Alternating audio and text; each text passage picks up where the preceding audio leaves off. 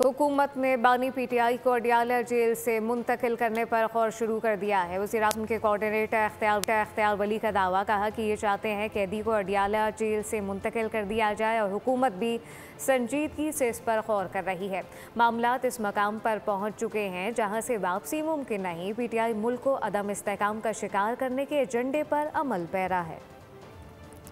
हुकूमत ने इस पर संजीदगी से गौर शुरू कर दिया है, क्योंकि लोगों की ज़िंदगी को महफूज बनाने के लिए जो भी इक़दामात उठाने पड़ेंगे वो हम उठाएंगे। मेरे ख्याल में पाकिस्तान तहरीक इंसाफ इस बात पर मुसिर है यहाँ से ये कैदी नंबर 800 चोर जो है तो इसको किसी दूसरे सूबे की जेल में मुंतकिल कर दिया जाए। ये उस फौज पर हमलावर हुए हैं जिसने पूरी दुनिया में पाकिस्तान के लिए इज्जतें कमाई, वकार में इजाफा किया, पाकिस्तानी कौम के नौजवानों को वरगलाते हैं। ये लोग मजहब को इस्तेमाल करते हैं अपनी सियासत के लिए और फिर सियासत इनकी इस्तेमाल होती है दहशतगर्दी के लिए। सब्सक्राइब करें और बेल दबाएं ताकि कोई खबर रह न जाए।